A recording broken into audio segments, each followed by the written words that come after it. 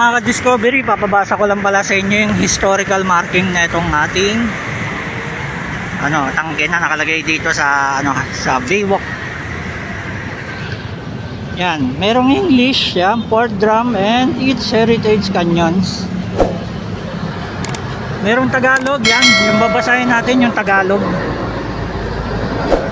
Yan, the Port Drum. The Port Drum pala to, mouth of the Manila Bay.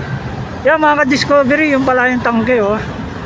Nakalagay siya dun sa may sa may ibabaw nung malaking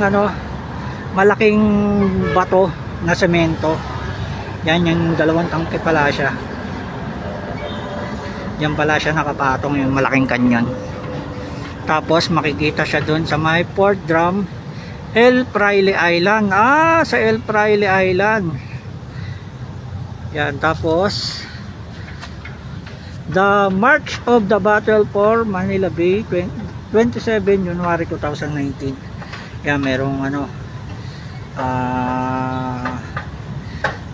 nag-walk yung mga natin, Save Manila Bay.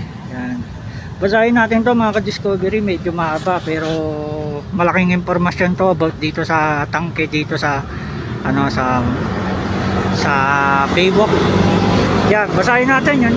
Ito yung Tagalog, yan yung English. Itong Tagalog ang babasahin natin. Yan, ang Port Drum at mga kanyon nito. Ang Port Drum sa isla ng El Fraile, na kilala rin bilang konkretong barkong pandigma, ay isa sa 4 na kuta na kinabibilangan ng mga isla ng Corregidor, Caballo at Carabao, na nagsilbing mabigat na linya at ng depensa upang protektahan ang look ng Manila at Subic. Ang kanyon ng Port Drum ay 1 pulgada, 356 mm na baril, 1909 na modelo na espesyal na idinisenyo bilang pangunahing mga armas ng kuta na walang katulad sa ibang lugar.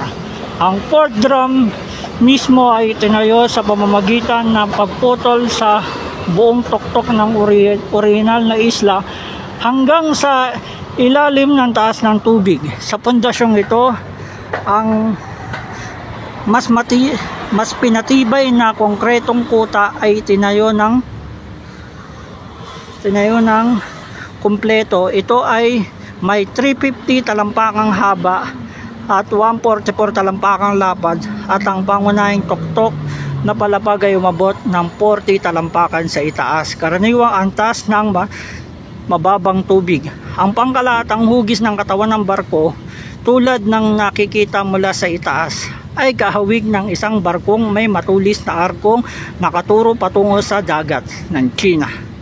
Ang mga torresilya para sa mga kanyon na ito ay gawa sa 16 pulgadang armor plate, habang ang mga gilid at likuran ay 14 pulgada ang kapal.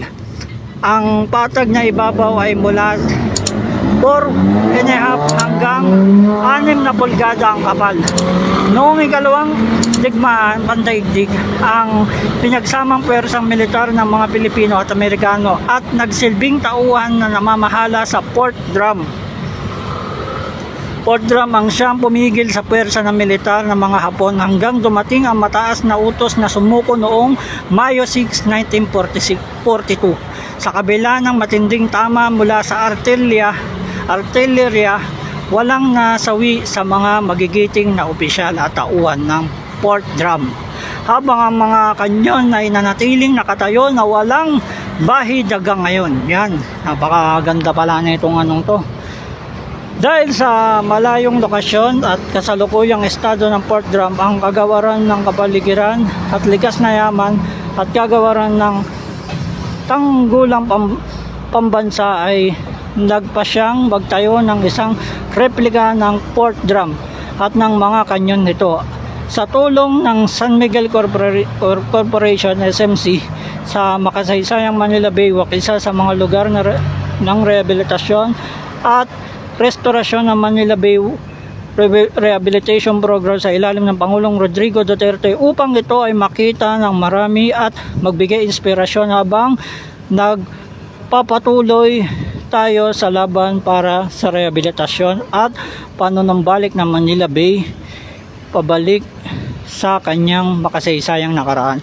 Habang ang port drum ay isang replika, ang representasyon ng mga kanyon nito ay mga aktwal na labis na bariles mula sa battery Cheney at battery Hearn ng isla ng Corridor. Parehong bariles ay 12 pulgadang 305mm baril modelo noong 1895 na nakalagay sa Barbete carriage na modelo noong 1917. May saklaw hanggang 30 yarda, halos 17 milya. Ang mga baril na ito ay bahagi ng baterya ng Corridor na inilaan para sa depensa ng daungan.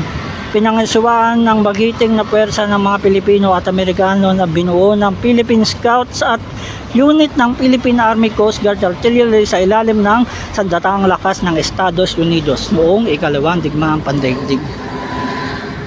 Kaming mga opisyal at mga kawani ng nakaraang kasalukuyan at tinarap ng tinatawag na Manila Bay, Mandamus Agencies at Port Drum at ang mga kanyon nito bilang inspirasyon ay nanatiling matatag sa aming paglaban para sa Manila Bay bilang tungkuling konstitusyon para sa maisulong ang karapatan ng mamamayang Pilipino magkaroon ng balanse at ligtas na kapaligiran. Ika-12 ng Hunyo 2022, Manila Baywalk. Yan mga ka-discovery. Yan yung yung historical marker ng ating napaka-importante niya, kaya binasa ko siya ng mabuti. Yan mga ka-discovery.